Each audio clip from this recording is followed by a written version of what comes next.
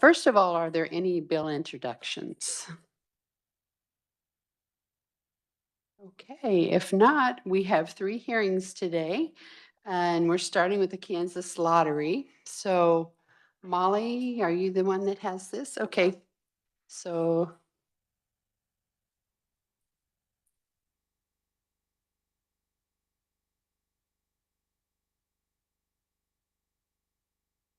Hi, good afternoon, members of the committee. My name is Molly Pratt. I am a fiscal analyst with the Legislative Research Department, and I will be presenting the budget request for the Kansas Lottery. In front of you, you will have the budget summary in addition to this transfer chart that I created for the Special Committee on Federal and State Affairs this past interim. I thought it might be helpful to provide it to the Budget Committee so the members can see where all of the money flows. All right.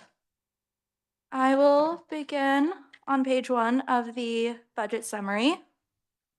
The Kansas Lottery Act allows for the establishment of certain types of games, traditional scratcher tickets and draw games, including lottery vending machines and iLottery or online instant games, and sports wagering.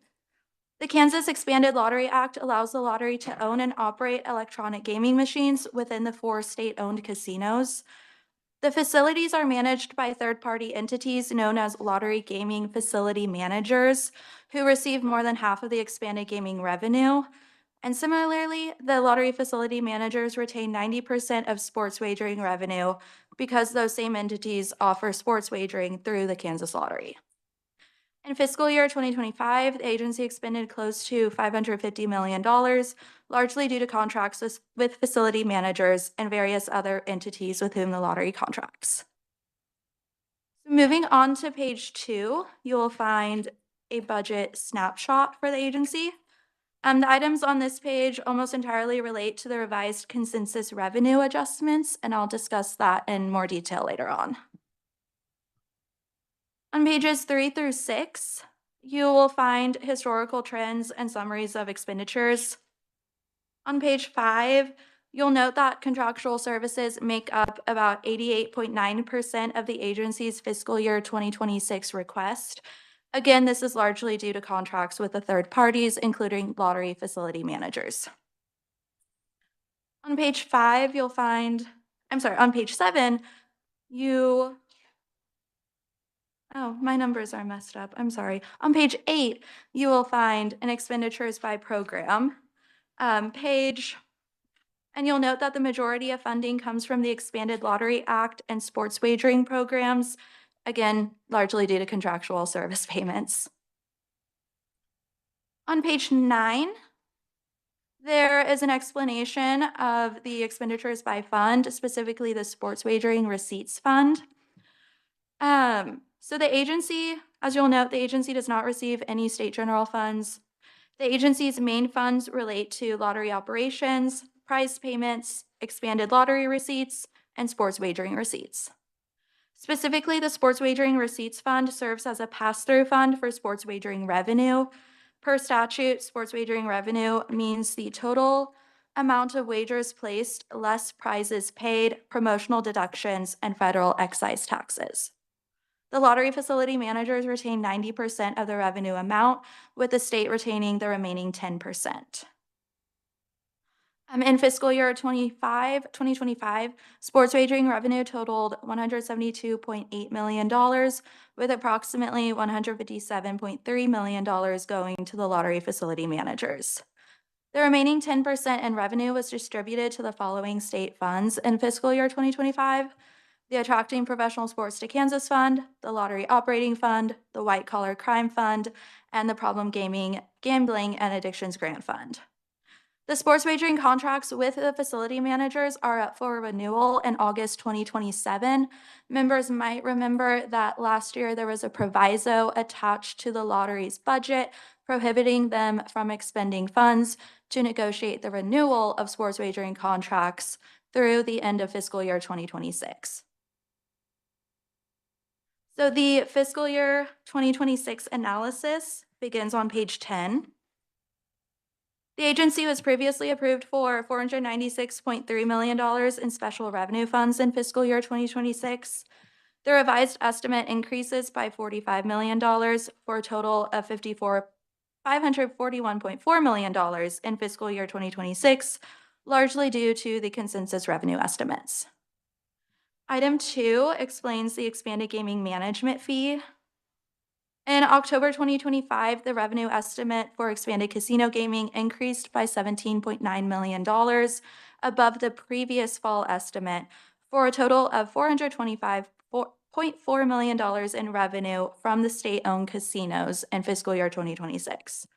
The agency modified the expenditure estimate for facility managers to be in line with the revised revenue estimates.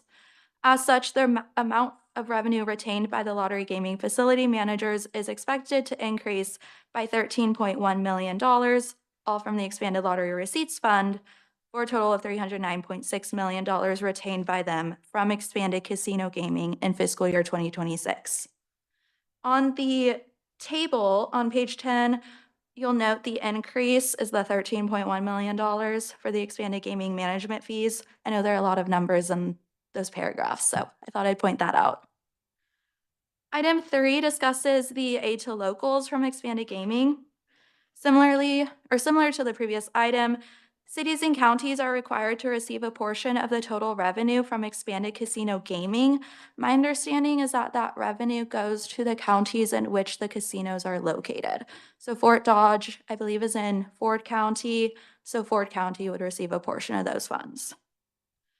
Due to the revenue adjustment, the Kansas Lottery increased the expenditure estimate to cities and counties by $537,000 in fiscal year 2026. Item 4 discusses the sports wagering management fees. Each of the 4 casinos in Kansas contract with up to 4 sports wagering apps to operate sports wagering in Kansas.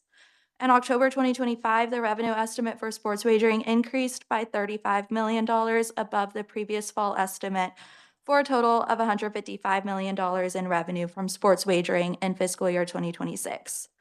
As such, the agency increased the revenue estimate for facility managers by $31.5 million, all from the sports wagering receipts fund, for a total of $139.5 million retained by the facility managers. Item 5 concerns all other adjustments. In fiscal year 2026, the agency's revised estimate includes a decrease of about $113,000 in salaries and wages expenditures, largely due to the agency not budgeting for shrinkage. However, this is totally offset by an expected reduction in the amount of expenditures for pay and a reduction in employer contributions to benefits due to rate changes. According to the agency, the lottery is adjusting the salary model to account for prorating positions based on when they may be filled, rather than holding the funds for an entire year. Um, uh, Madam Chair, would you like me to move on to fiscal year 2027? Please do. Okay. Fiscal year 2027 begins on page 12. A lot of the items are very, very similar to what you just heard about fiscal year 2026. Item 1 concerns the expanded gaming management fees. Again, the revenue estimate for casino gaming increased by $17.1 million above the previous fall estimate. Due to the amount of money retained by the lottery gaming facility managers hinging on the total amount of revenue generated from casino gaming, the Kansas Lottery revised their request to include an increase of $12.5 million, all from the expanded lottery receipts fund, for a total of $309.1 million retained by the facility managers for fiscal year 2027. Item 2 concerns the expanded gaming aid to locals. The agency request increases the amount of revenue transferred to cities and counties by $513,000. Item 3 again concerns the sports wagering facility management fees. In October 2025, the revenue estimate for sports wagering increased by $35 million above the previous fall estimate for a total of $155 million in revenue. As such, the agency requests an increase of $31.5 million, all from the sports wagering receipts fund, for a total of $139.5 million retained by facility managers. Item 4 concerns the cost of sales and marketing for the agency. The estimate includes an increase of $1.5 million in contractual service expenditures for the marketing program and cost of sales program. Specifically, marketing costs for the production and placement of advertisements are expected to increase by $950,000 due to rising advertising costs. The costs are increasing for a number of reasons due to a variety of partnerships and sponsorships in which the agency participates, in addition to new lottery tickets and promotional plays requiring an increased amount of work by advertising agencies. The cost of sales is expected to increase by $605,000 due to the number of tickets expected to be sold. Cost of sales include ticket printing, ticket shipping, and third-party vending machines. The agency is budgeting more for information systems consulting with Scientific Games, which is the central gaming service vendor for the lottery. Item 5 concerns all other adjustments, which includes $569,000, all from special revenue funds for all other adjustments. Of this amount, the agency plans to expend about $218,000 to replace 7 vehicles that have over 130,000 miles. The agency has a number of marketing professionals and security professionals who travel all across the state, to visit the casinos and places where lottery tickets are sold. The agency also expects to expend an additional $290,000 on salaries and wages.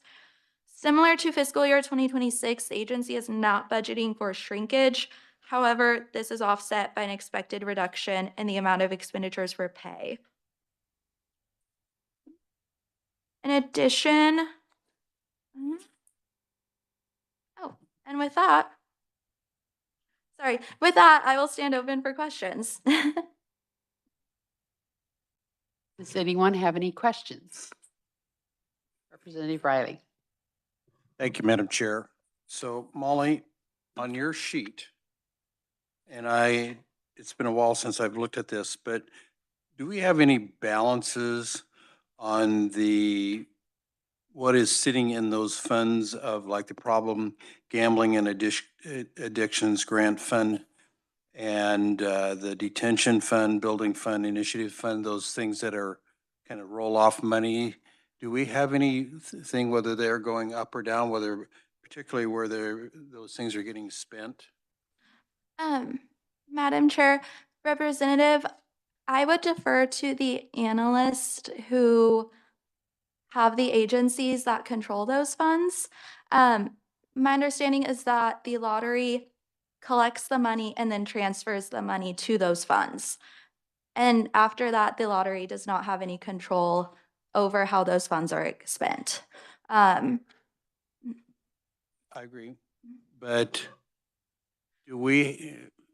does research or anyone have ability to pull those funds up so that, I don't know if anyone else in the committee would like to look at those, but to see what those balances are, because it seemed to me last time we looked at that, those funds were just getting bigger and bigger and not being spent. And the point of that is then maybe we don't need to be giving them so much money out of there if it just keeps building up and it's not appropriately spent.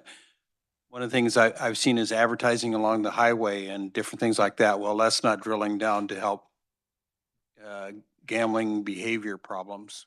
So, Madam Chair, I can talk to my bosses to see what we can get you all in terms of the amount of money still retaining in those funds.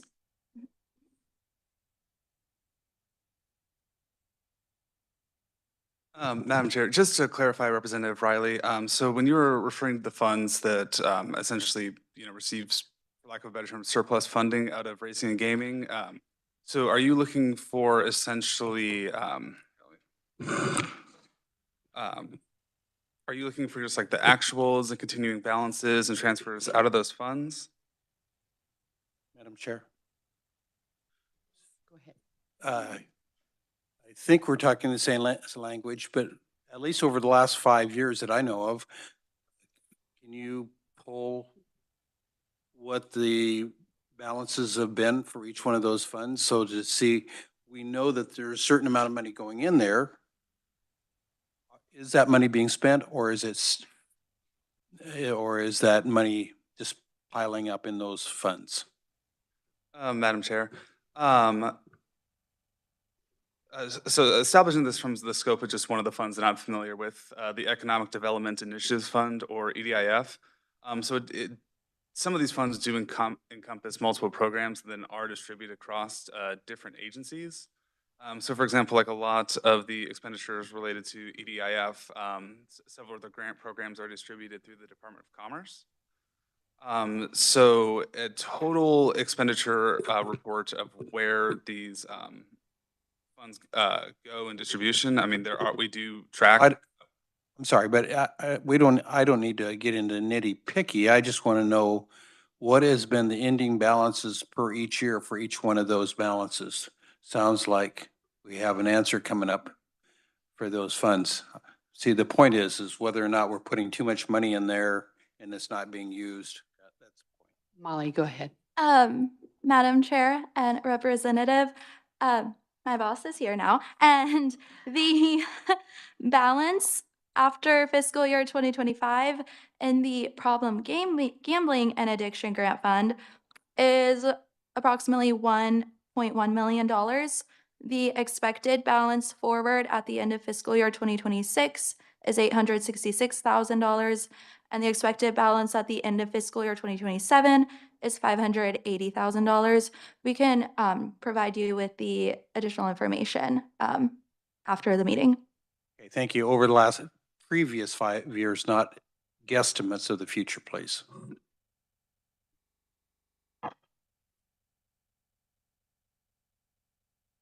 Representative Amix. Thank you, Madam Chair. Just one question along with what my colleague just asked.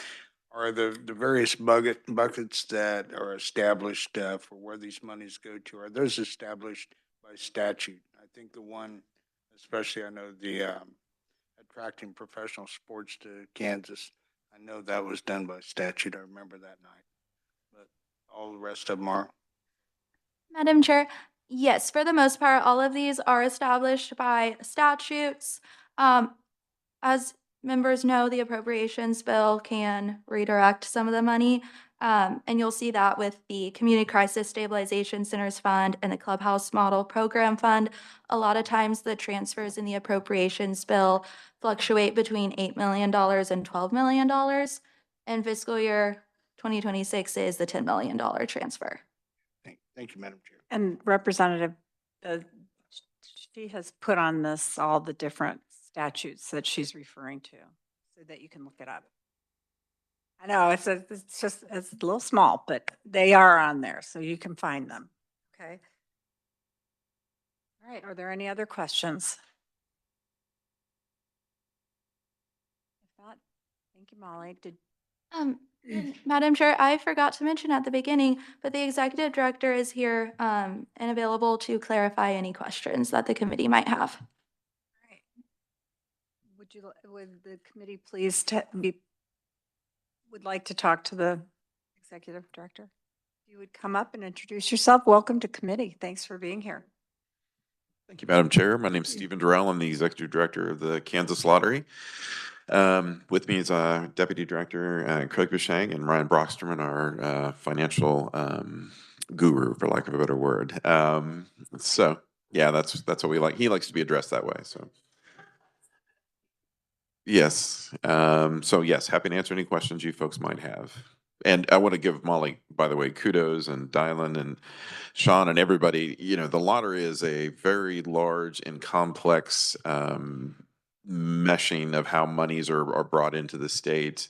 You know, the state now earns through the lottery different revenues through traditional lottery, through casino gaming, through sports wagering, all of which take a lot of time to understand and absorb, and how that money then is used and dispersed to other areas in the state. And Molly's done a heck of a job to try to figure that out in her time with us, and I want to give her kudos for that. So she's working very hard and did a good job in her presentation. I agree. Does anyone have a question for Mr. Representative Riley? Thank you, Madam Chair. So with the new opening of the historical horse racing Yes. in Park City, Do they have any amounts that they're looking at of revenue that they were going to be bringing in? I remember us having a discussion in, in the chamber about what they were going to be doing and everything. I will say that I don't know. The lottery has had nothing to do with the historical horse racing in Park City. That our friends over at Racing and Gaming have been dealing with them.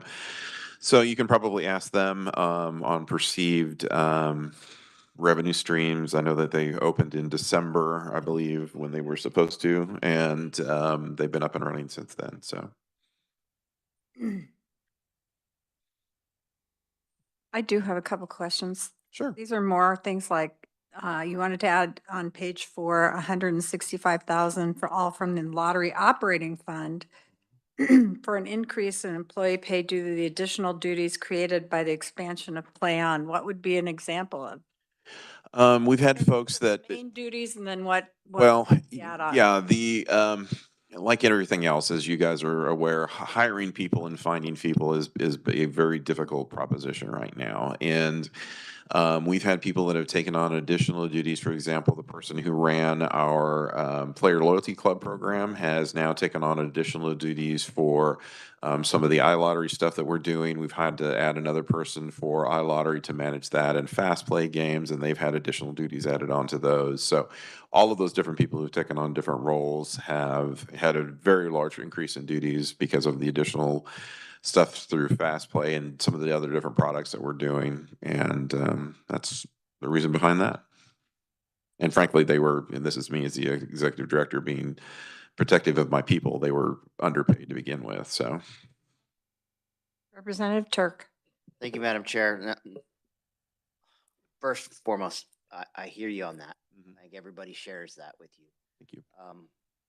For us in this unique budgetary, I guess, part of the process, we really have to dive in on this and heavily justify any kind of expenditures for staff and then expansions. Sure. So within your 90-something person FTE list, how many are unfilled?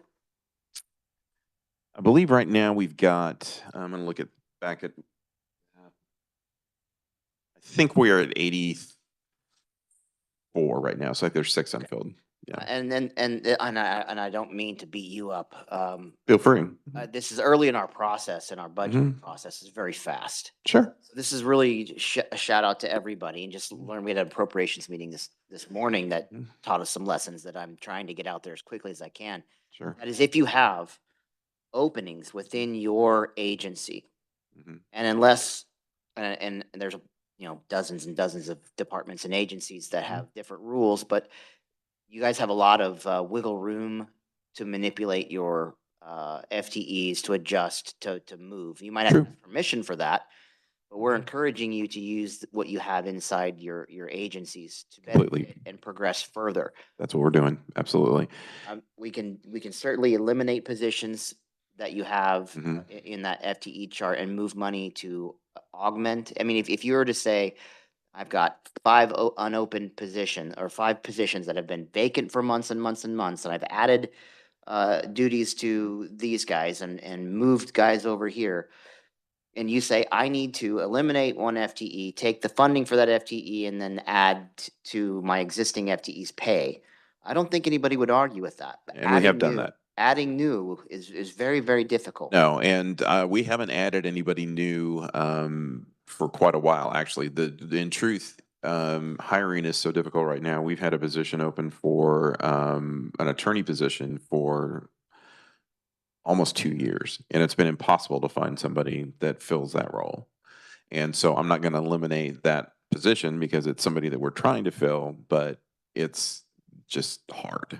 And I think maybe you can sympathize with everybody else that's in business right now. Finding qualified people is kind of a difficult proposition. So again, Madam Chair, Yes, go ahead. I get you. I totally understand that. But what separates us from the private sector is that we have to triage. Sure. What?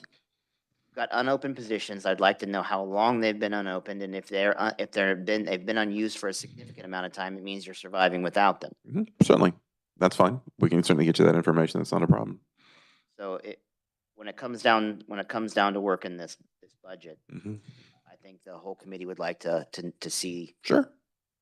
'Cause, again, this isn't the end all for each department's budget goes to the next level. Of course. Appropriations is a little more difficult than getting it through here. That's true. And, it's one of those, we're fortunate that, we don't expend money from the state general budget. So anything we earn, we have to keep in-house and use appropriately. So that's helpful in itself.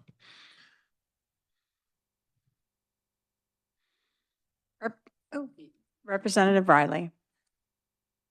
Madam Chair, and this might be a question for Molly, I'm not sure, but we have on some other agencies in your executive summary seen revenue numbers in a chart. And the two that I'm seeing here are both expenditures, right? In the expenditures by purpose, all funds, expenditures. So could we see a similar thing as far as income over the last 10 years like this by fund? So basically each one of the, are they growing in each one of their income sources, or is it stabilizing? And where are they at?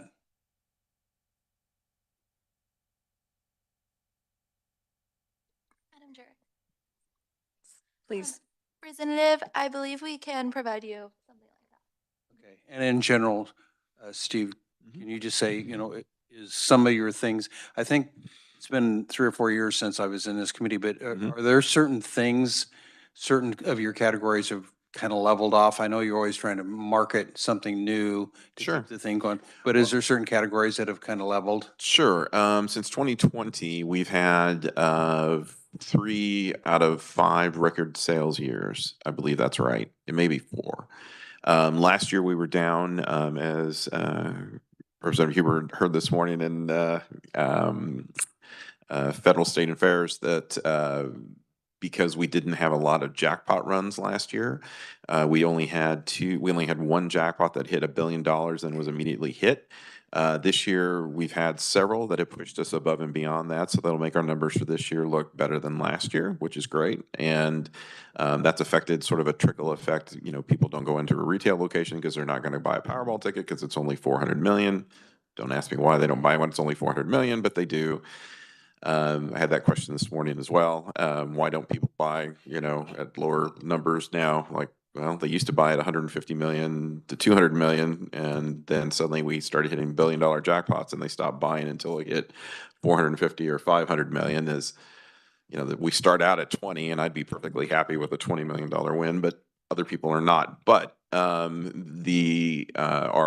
instant sales have been down last year, and so we've taken some really triage methods to get those numbers back up. They've been down sort of exponentially around the country.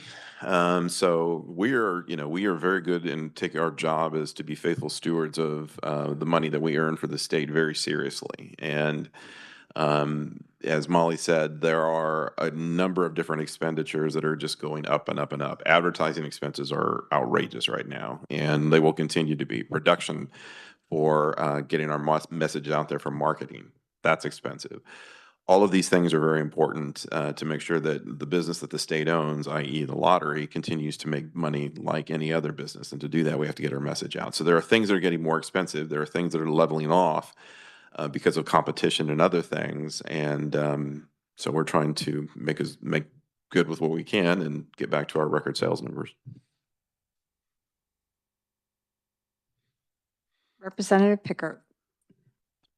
Thank you, Madam Chair. So I'm wondering, can you tell me that if the percentage of funds that go to casinos and other areas in Kansas are in line with what's going in other states? Well, you mean we are unique in Kansas. Okay, but let's clarify here. Because there's a number of things that we do with casinos. Are we talking about the numbers that we, traditional casino gaming? Because we are the only state that own or operate casino gaming in the country. We have relationships with the casinos. They act as our managers. We're talking about sports wagering where there's a 90-10 split between what the managers earn from, and the platforms earn from sports wagering and the 10% that we earn. That's pretty standard. That's what Missouri has right now. And they just started in December, so we'll see how that works for them.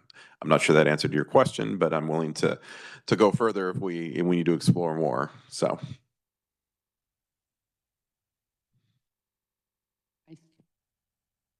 Okay. That's good I enough. don't blame you. Good enough for me. Thank you. Yeah, yeah. Save yourself while you can. That's right. All right, are there any other questions? If not, thank you for appearing in front of us. We Thank you, Madam Chair. appreciate it.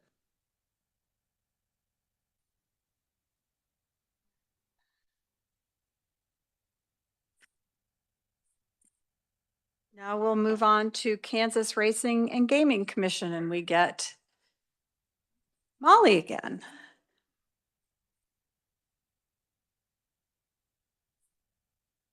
Welcome back to committee, Molly.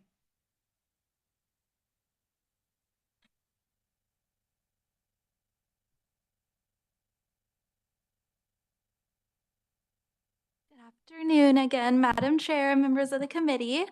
My name is Molly Pratt, and I will be presenting the budget request for the Kansas Racing and Gaming Commission. In attendance today is the Executive Director of the Kansas State Gaming Agency, as well as the Finance Director for the Kansas Racing and Gaming Commission. The Kansas Racing and Gaming Commission exists to ensure that racing and gaming activities are conducted with integrity and in accordance with state law. The 2007 legislature assigned regulatory duties associated with expanded gaming activities to the KRGC, as did the 2022 legislature when it legalized sports wagering. The KRGC is responsible for regulating the following state-owned casinos: Boot Hill, Hollywood, Kansas Crossing, and Kansas Star. Since 1996, the KRGC has contained the Kansas State Gaming Agency, which is the entity responsible for overseeing and regulating tribal gaming activities. The State Gaming Agency has oversight over the following tribal casinos: Golden Eagle, Prairie Band, Sac and Fox, and White Cloud. On page 2, you will find a budget snapshot for the agency. The item on this page relates to the historical horse racing parimutuel facility that opened in December. And the fiscal year 2026 analysis section will go into more detail on this request. Pages 3 through 6 provide a summary of expenditures. On page 5, you will note that there are savings, and that is due to the unfilled positions. And page 7 discusses the expenditures by program and fund. The majority of funding is for the expanded gaming regulation programming through the expanded lottery regulation fund. The analysis for fiscal year 2026 begins on page 8. The agency was previously approved for $13 million in special revenue funds in fiscal year 2026. The agency revised estimate includes an additional $378,396 for a total of $13.4 million in fiscal year 2026. Item 2 concerns the agency's supplemental request for the historical horse racing parimutuel facility. The revised estimate specifically includes $100,000, all from the state racing fund, for several items related to the historical horse racing parimutuel facility for fiscal year 2026. As you all heard from the executive director of the lottery, the facility opened in Park City this past December. The Kansas Racing and Gaming Commission is purchasing new items that will allow their law enforcement staff to effectively regulate the HHR parimutuel facility. These items include additional fingerprinting equipment, as well as new radios for the KRGC staff to communicate with local law enforcement. Funds would also go toward expanding the agency's licensing database and purchasing a minimal amount of furniture and computers for the staff who will now be located at the parimutuel facility. Item 3 concerns the agency's other adjustments.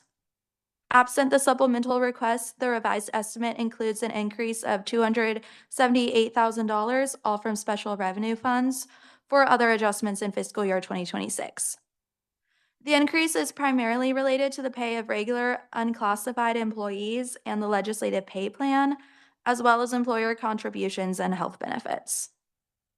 According to the agency, the KRGC is attempting to make the salaries and wages for their enforcement agents at the historical horse racing facility consistent with the salaries and wages of enforcement agents in other program areas. Last year, the agents were budgeted at $26.98 per hour, and the agency did not factor in any pay plans or increases. Now, other enforcement agents have received a raise, and the agency would like the enforcement agents at the historical horse racing facility to receive the same amount of pay at approximately $31. The increase in salaries and wages is partially offset by a reduction in all other categories of expenditures for the tribal gaming regulation programming due to the state gaming agency estimates being too high in fiscal year 2026. And lastly, the reduction of 1 FTE for a total of 119.5 FTE is due to the KSGA not seeking to fill a position that became vacant due to an employee's retirement. Madam Chair, would you like me to continue on to fiscal year 27? Okay. Fiscal year 2027 begins on page 10. And as you all know, the agency was previously approved for $13 million in special revenue funds in fiscal year 2026. The agency requests an increase of $336,000 for a total of $13.8 million for fiscal year 2027. Item 1 concerns the salaries and wages. The agency requests an increase of $384,000, all from special revenue funds, for the pay of regular unclassified employees and for the legislative pay plan, as well as employer contributions for capers and health insurance. Again, also the KRGC is attempting to make the salaries and wages for their law enforcement agents at the historical horse racing facility consistent with the salaries and wages of other enforcement agents for their agency. Specifically, the agents were budgeted last year at about $27 per hour, and now other enforcement agents have received a raise, and the agency would like the law enforcement officers at the HHR facility to receive the same amount of pay at $31.22. Item 2 concerns all other adjustments, which includes a decrease of $48,500 in expenditures for all categories other than salaries and wages for fiscal year 2027. This is due to the state gaming agency adjusting their budget request for fiscal year 2027 to be in line with actual expenditures in fiscal year 2025. And lastly, the reduction of 1 FTE is due to the KSGA not seeking to fill a position that became vacant due to an employee's retirement. With that, Madam Chair, I'm happy to stand for questions. All right, does anyone have any questions for Molly? I'm sorry, I came in kind of late. I was in a meeting. So what are, when you say other funds, are those just, is that just income from ticket sales or? Madam Chair, I would defer to the agency on the specifics. However, my understanding is that the agency creates a budget and they're reimbursed by the casinos. Okay.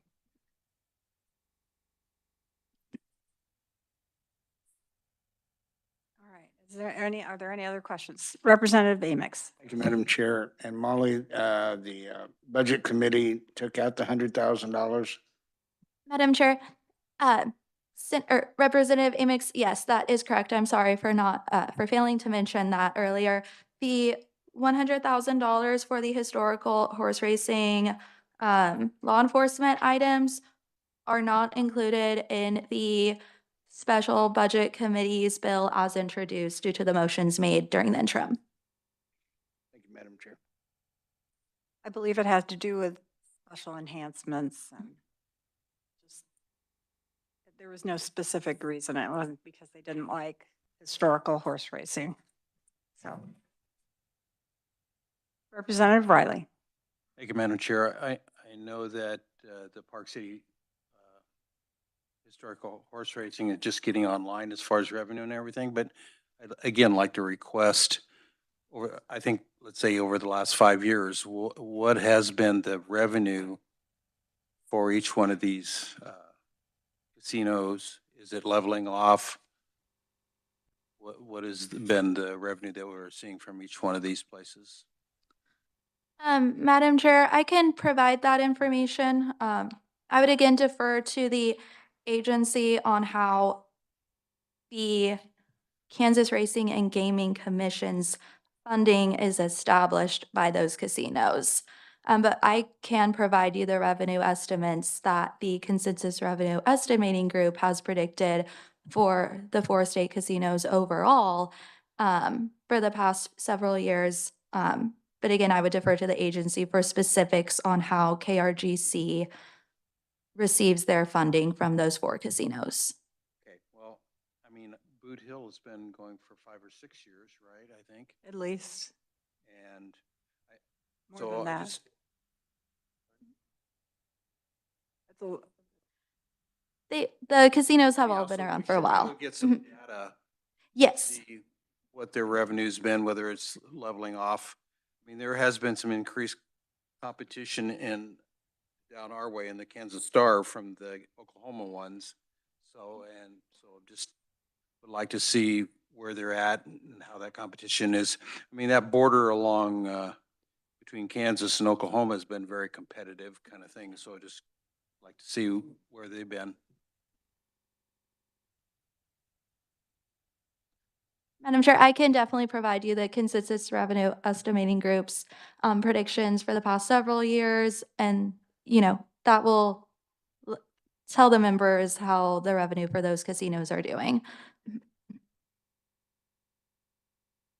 How about a 5 to 10 year range?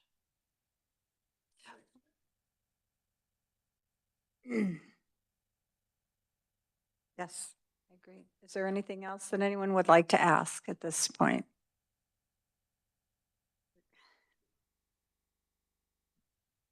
Okay, thank you, Molly.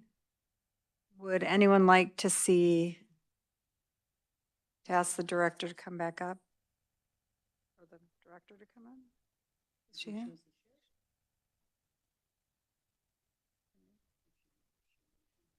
Would you like to share anything for us? You can shake your head no. This is not a requirement that you come up.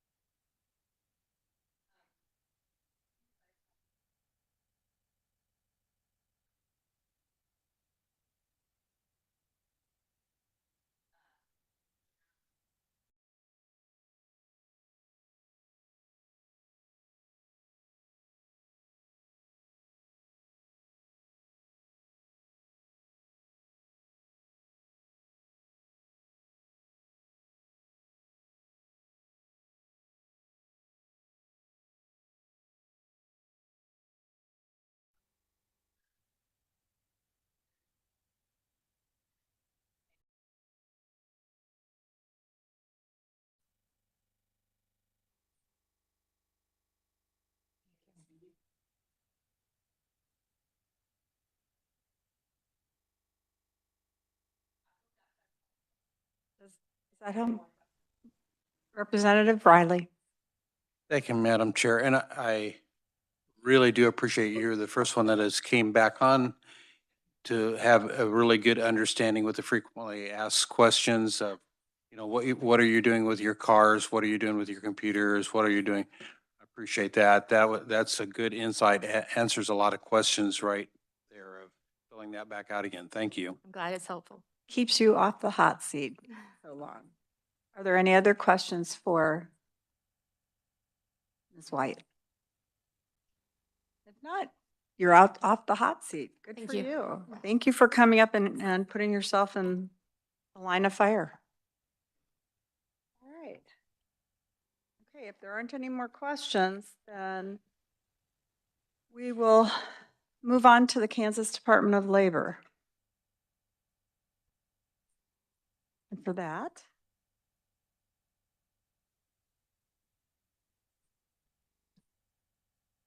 Please introduce yourself. Good afternoon, Madam Chair, members of the committee. My name is Edgar Klein. I'm a fiscal analyst with KLRD. Today, I'll be presenting the Kansas Department of Labor budget summary. Drawing your attention to the first table labeled expenditures by fiscal year inversion, you note that this agency was approved for $11.8 million in SGF in fiscal year 2026, and they maintain this estimate for agency fiscal year 2026. The figure that changes is the all funds amount that has been steadily rising. Note that the fiscal year 2026 all funds amount increased by $40 million between fiscal year 2026 approved and the agency revised estimate. This, as you'll see in greater detail on page 8, is due to rising expenditure on the unemployment insurance. Turning to page 2, these are the highlighted changes in the budget. In fiscal year 2026, the legislature reappropriated $1.6 million in SGF. In fiscal year 2027, the agency has 2 enhancement requests. The first being the Wizard of Jobs program for $250,000 SGF, reoccurring, as well as 2 FTE positions. Additionally, the agency is requesting a reoccurring enhancement of $330,000 to pay increased data storage fees negotiated by OITS. You'll find additional information for both of these requests on page 12. Turning the page to page 3, there are several summary of expenditure tables. The first that might stick out to you is the 10-year expenditure history graph with the big green all funds line. Note that this rise in expenditures is tied to COVID. To give you a better breakdown of what those expenditures are, I'd like to draw your attention to the expenditures by category table on page 5. Note that the state operations makes up 19% of the total expenditures, while the remaining 80% has to do with state aid and assistance. Those are very broad categories, so we've broken those out for you, all on page 5 and 6. On page 7, you'll see that the state aid and assistance directly correlates to the employee benefits. Turning your attention to page 8, the expenditures by program is now in a condensed view. Furthermore, at the bottom of the page, you'll find the FTE count for the agency. Note that there is a decrease of 44 FTE positions from the fiscal year 2026 approved to the agency estimate. This is because the legislature approved more FTE than the agency could fill. So while you may see FTE go down, the expenditure on salaries and wages remains fairly consistent because there was no significant amount of additional workers added. Moving along to page 9, you'll find more information about the agency's largest fund, the Unemployment Insurance Trust Fund. This is just a brief synopsis of what the fund is and how it's administered. Note that this fund is funded by federal taxes from employers. Now moving on to the analysis section of this budget presentation, that will be on page 10. First, some notable changes in the approved budget that occurred in 2025. The legislature added $35.5 million from the Employment Security Fund for unemployment insurance payments for fiscal year 2026. Also, the legislature added language to update the definition of temporary unemployed to include individuals covered by a collective bargaining agreement that have been laid off from full-time work and reasonably expects to resume full-time work within 6 months. They also added language exempting qualified individuals from enrolling in My Reemployment and limiting unemployment benefits to 8 weeks. This was done because several manufacturers in Kansas had laid off employees with the intention to rehire them. Temporary unemployed and qualified individuals are technical definitions found in the KSA statute, KSA 44705. Now addressing the table at the top of the page, you'll note that I mentioned a SGF reappropriation early in the presentation. That is $1.6 million attributable to the Unemployment Insurance Modernization Project. The agency carried forward $1.6 million to provide further enhancements to the UITE system. That's Unemployment Insurance Technology Enhancement. This is for a new website and interface. These enhancements will provide solutions to gaps not realized until after the system was completed. According to the agency, these enhancements will provide better access to service Kansas claimants and employers. Note that below the table, there are other changes in financing. I will be reading these changes from page 10. The first change having to do with the unemployment insurance program. The agency revised estimate includes an increase of $50.1 million federal funds to the Unemployment Insurance Trust Fund. This is offset by a decrease in the Employment Security Trust Account, $5 million, and the Employment Security Administration Fund, $756,000. More about this fund can be found on page 9. Moving on to labor market information, they also had an important change.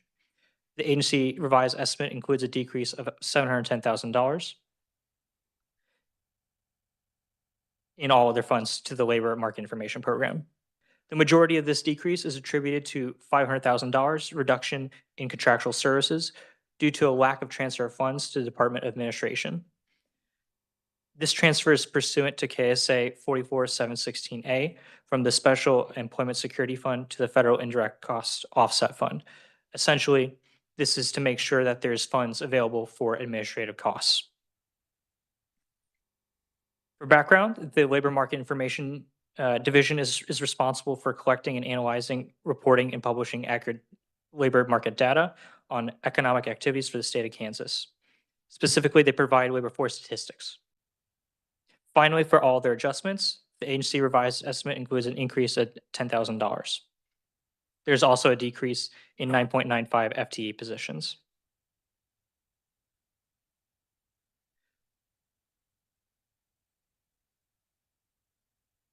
And also there's a decrease in $28,000 SGF. This is largely attributed to the Industrial Health and Safety Program. This concludes fiscal year 2026, the 26 analysis. May I move on to 27? That analysis begins on page 11. You'll see a familiar looking table. However, this agency has 2 requests for this year. The first being the Wizard of Jobs program. The agency is requesting an enhancement of $265,000 SGF and 2 FTE positions for fiscal year 2027 reoccurring annually to fund the Today's Occupations, Tomorrow's Opportunities Wizards of Jobs. The Toto Wizard of Jobs is an intuitive career coaching site that will engage students early and often in career exploration and planning activities, encouraging discovery of interests, talents, as well as identifying pathways and experiences that lead to real employment opportunities in Kansas. The other agency request is for IT support. The agency is requesting an enhancement of $330,000 SGF for fiscal year 2027, reoccurring annually to pay for increased data storage fees negotiated by OITS. OITS is in the process of negotiating data storage services for the state of Kansas. The cost of this contract contains an additional 27 cents per gigabyte more than the current cost. KDOL estimates this to be an additional cost to the agency of $27,000 per month, plus the 2% administrative fee of $540 for a total of ongoing cost of $330,000. There were also a few notable changes in financing for the agency. First, having to do with the unemployment insurance program. The agency request includes an increase of $55.7 million in financing for the unemployment insurance program, financed by federal funding. For administration, the agency request includes a decrease of $1.9 million in financing. For the workers' compensation, the agency request includes a decrease of $1.5 million in financing. For labor market information, the agency request includes a decrease of $695,000 in financing. For industrial health and safety, the agency request includes a decrease of $160,000 in financing. For all other adjustments, the request includes an increase of $16,000. Madam Chair, I conclude my presentation. I'd like to point out the Labor Secretary is also here to answer any questions you may have. All right, thank you. Representative Amix. Thank you, Madam Chair. And again, the Budget Committee's recommendations did not include a number of those changes. Madam Chair, that is correct. Yes. Got it. They only included to remove the 2 enhancements. Just making sure.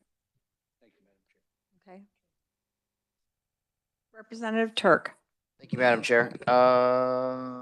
Where do I start? All right, just so I know, I've been looking at numbers all day, Edgar, just for everybody to know. Total SGF between 26 and 27, that's a decrease, correct? 11.8-ish to 10.8-ish. That's total SGF request, right? Is that, Madam Chair, that is correct. and that doesn't include the enhancement request for 27, or it does. That's the number that it would look like if we left the enhancements in there. Madam Chair, yes, that includes the 2 enhancements for SGF. Okay. All right, now do me one more favor and reread your explanation of the FTEs. I do believe the way I heard it was somehow the legislature was crazy one day and gave them too many FTEs and they couldn't handle it. They couldn't fill them all. So they want to give them back. Is that right? Reread that for me. You said it better. Madam Chair, turning your attention to page 8, at the bottom of the page, you'll find the FTE count for the agency. There's a decrease of 44 FTE positions for the fiscal year 2026 approved to the agency estimate. This is because the legislature approved more FTE than the agency could fill. I'm sorry, that was hilarious. I don't know how to take that. So, so they had 43 open FTE positions that they couldn't fill, and they're wanting to give those back? Madam Chair, that is correct.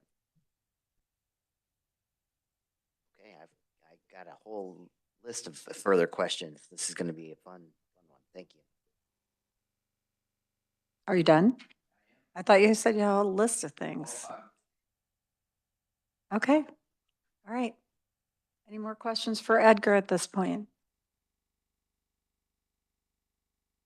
Edgar, thank you. Stand by. If we could have Amber Schultz come up, we would appreciate it. Thanks for being in committee. Welcome. Please introduce yourself. Good afternoon, committee. I am Amber Schultz, Secretary of the Kansas Department of Labor. Welcome. Thank you. I think we have a few questions for you. All right.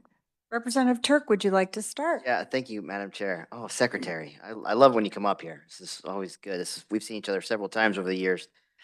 You're gonna have to break that one down for me. I've never quite heard it phrased that way before. The legislature gave you too many people.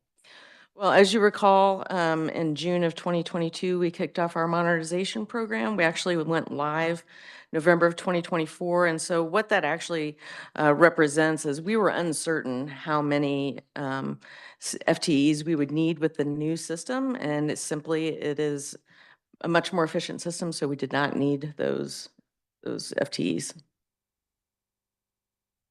Follow up. I got a couple follow-ups. Bear with me. Absolutely. So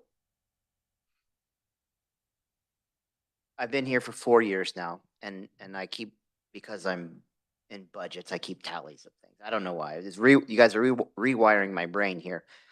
Year 1, I had 2 complaints come from your office, just 2 from constituents. Year 2, I had maybe 1 more. This year, I've had dozens. So what I need to know is, I'm hearing this, that it was an efficient system. Part of me screams for joy. That's awesome. I've never heard it. Very unique. I've never seen anybody give back this many FTEs ever. In fact, I don't think I've seen anybody give back more than one hand at a time. So very pleased with that. That's awesome. I think that'll make everybody happy, especially in this budget subcommittee. But I need to know why I have an increase of constituents complaining about service. And also I'm seeing you give back people who could help them. So help me put that together. Madam Chair. Please. I find that interesting because we've actually had an incredible decrease in the amount of legislative help requests that we've had come through our office. We've been answering about 100% of our phone calls now for about a year. So I'd be more than happy to get with you offline to help you figure out kind of what you're seeing more specifically, if it's in one particular area or if it's just kind of a broad base of complaints. I would say it's a broad base.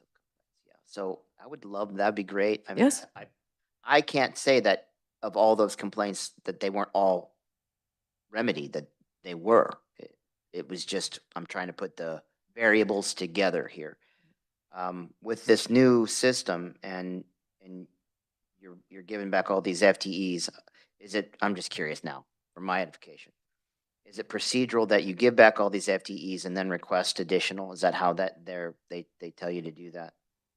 I would have to defer to my chief fiscal officer, John Palmberg, for that sort of detail.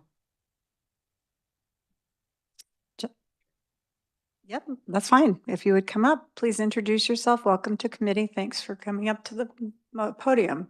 Good afternoon. Thank you for having me. My name is Dawn Palmberg. I'm the Chief Financial Officer at the Kansas Department of Labor. So our FTEs, we do have several on the books that are unbudgeted, unfilled. And most of those are customer service reps, so call center people. And back when the pandemic hit, that's how we were able to increase staff quickly, even though, it really didn't matter. The workload was way above what we could handle, even increasing staff. But yes, to answer your question, we do have a reserve and always have had a reserve of FTEs that we don't budget for, that we have in our back pocket just in case. Okay, so let me understand this correctly. So you're wanting to keep, you're not necessarily giving back the FTE positions. You're wanting to keep those in reserve. Correct.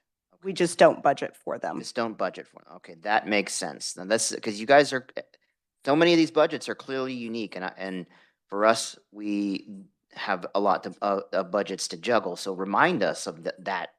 I'm glad we asked these questions because we would have made a motion to take them back. I know the funding is separate from the FTE allocation, but we have other agencies asking for FTEs and funding. So we have to look at this from 60,000 feet to 20,000 feet to right here where the rubber meets the road. So you're wanting to keep that reserve in a unique situation such as COVID. If in case that pops back up again, you have that flexibility. I understand. That makes sense. So now it makes sense that you're asking for 2 more additional positions for your new requests. So that's why you're asking for those and not using your allocation, correct? Yes. All right. All right. I'm straight on the FTEs. Thank you very much. Madam Chair, I have one more question. Feel free. Tell me about the Wizard of Jobs in Toto. One, where did the names come from? 2, I mean, what is this a new thing? We didn't hear about this last year. Kind of tell me the origin here. Madam Chair. Thank you for that question. So we're very excited to present Toto. We've actually had a very similar website for many years that was funded by Department of Education, the Regents, and our agency.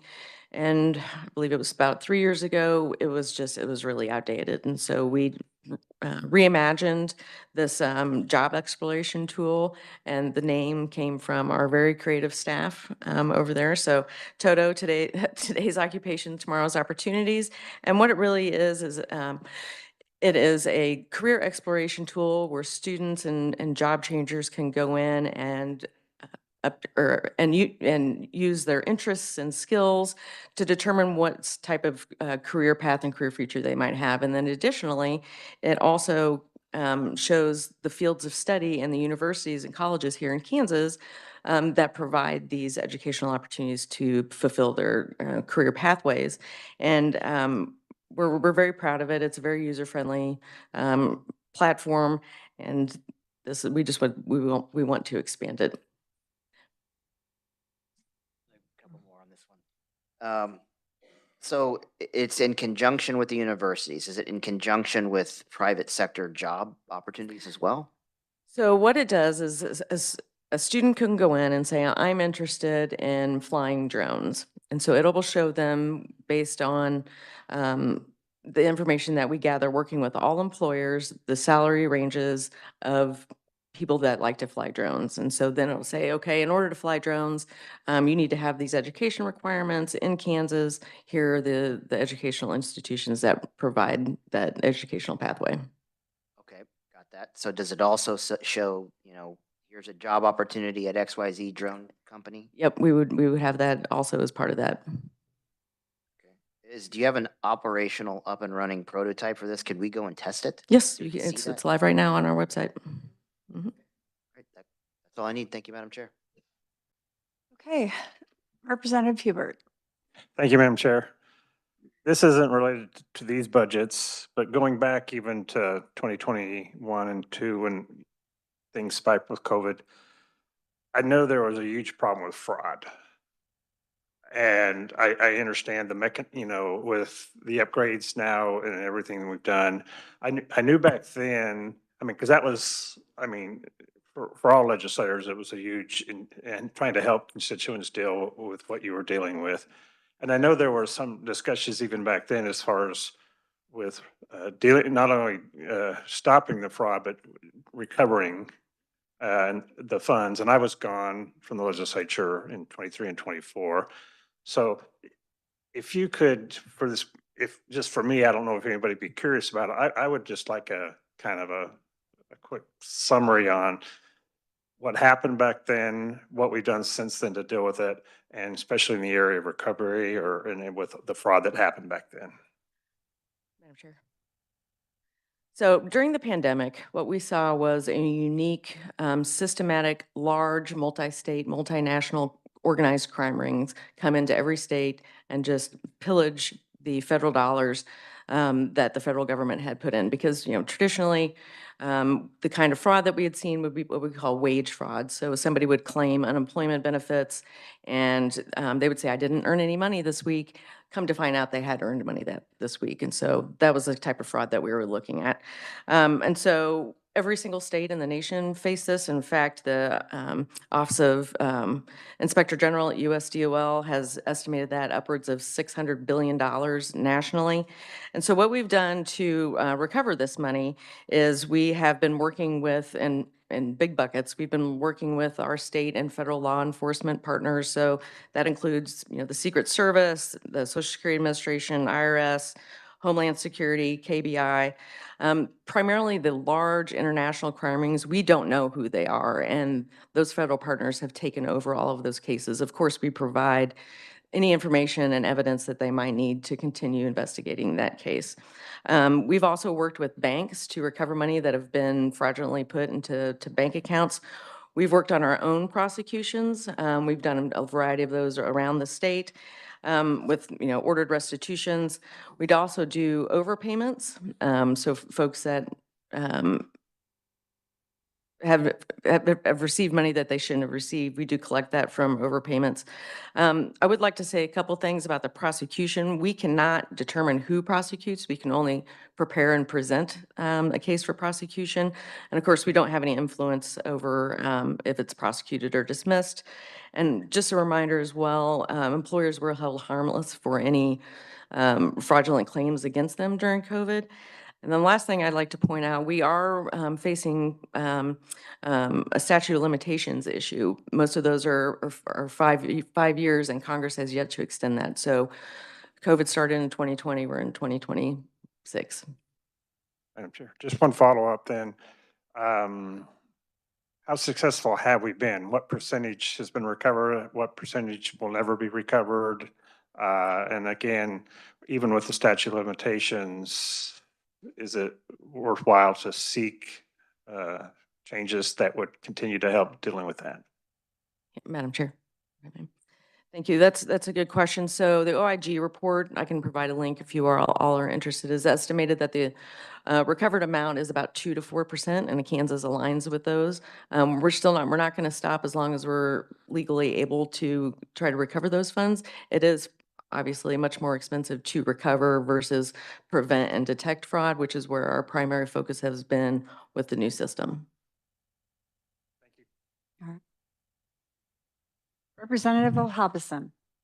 Thank you, Madam Chair. Just to follow up with what Representative Higbert said, what's been the prosecution rate with respect to like dismissed cases successful? What's that for the department? Madam Chair.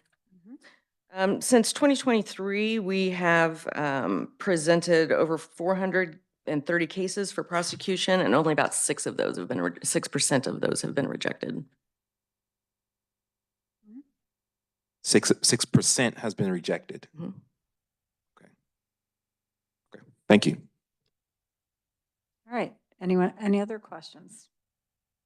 I have a few. I was waiting for everyone else to get done. How are you measuring the efficacy of Wizard of Jobs? Madam Chair, that's a great question. It is still in its early stages of being rolled out. So our objective in Wizard of Job is to have all the schools and the school districts sign up. They are already required to do education planning and career path planning. And so as we adopt those schools, that is how we will measure that success. Okay, so what is you have a standard for what they're looking for. What exactly are you looking for in Wizard of Jobs? Are you wanting 80% of the people that get on it to be employed? Or, there has to be some sort of measure, I would imagine, to know whether it's successful. You can't just say, oh yeah, we helped a lot of people. It was good. That's a great question. So I would say I'll get back with you with those specific measurable objectives. I'd like to see those. I would appreciate it. I'm glad that Representative Hubert brought up COVID, because being a member of this legislature all through COVID, I spent a lot of time on the phone with Julie Mangini, and I want to tell you, she should have gotten a huge bonus check. Which brings me to my next question.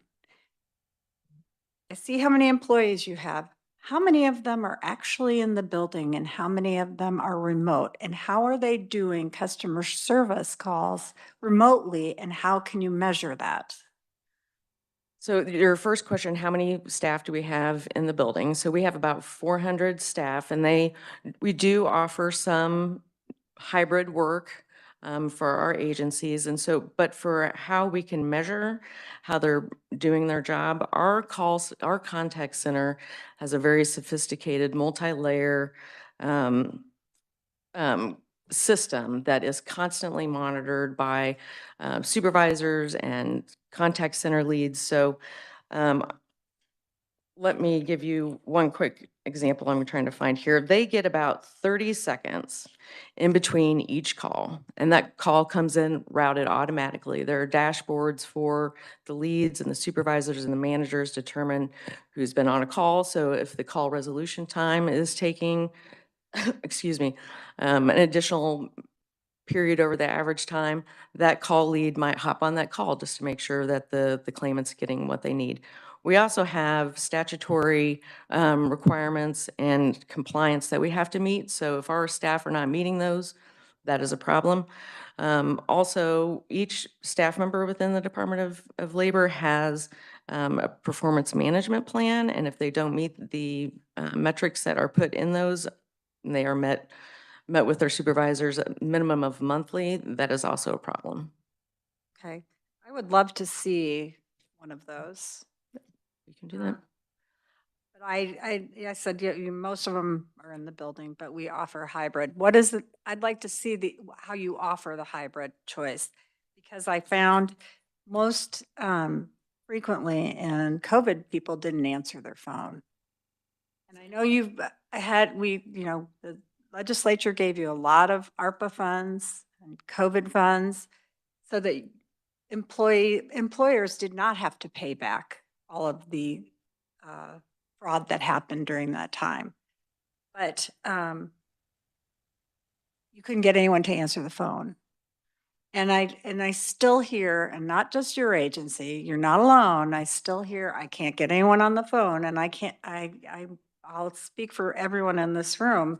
Often we get phone calls and say, I can't get anybody to answer me. I can't get anybody to do this. So I want to know how many people are actually not there, and how much of your building has people not there all the time? What's the open space that's there? Because I feel like the state is paying for a lot of buildings and a lot of rent and maintenance, and a lot of them have a lot of people at home.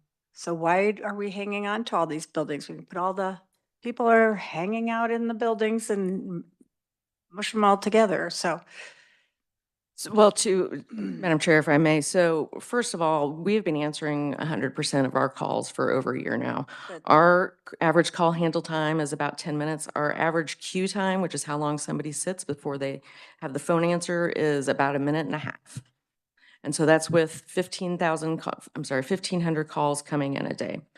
Our hybrid and remote um, telework is not a choice. That is something that you potentially could earn if your position can function in that manner. And also if you are meeting or exceeding those um, performance management plans. We are a little bit unique in our buildings in that we own them. Our buildings are full of people. We also have different locations in Lenexa and Wichita, Salina, and Garden City. Okay. So we do rent those, but we have 3 here in Can you town that give we me- own. Can you give me the percentage of people that are not there all the time? I mean, how many do have that option of hybrid working? Sure, I can give you generalities. About 80% of our staff have the opportunity to work no more than 2 days hybrid. So we are in the office far more than we are out. Okay, if you can get those numbers, I'd really appreciate seeing that because that's one of my biggest concerns is having people actually answering their phone. So I appreciate you saying that you've had 100%. How did you measure that? So that's the contact center system? system. We've had this particular system for a while. It's our call management queue system. It basically routes calls to available contact agents. It has all of the metrics that we would need for queue time, for call handle time, for transfer rate. If that person hung up, we know these people that disconnect on their own versus the system disconnecting them. We have a variety of tools that we can, in real time, monitor what is going on at the contact center. So if we need to move a few more people over, if we're not meeting those metrics that we need to answer those phone calls in about a minute and a half, we can move more people over to answer those calls.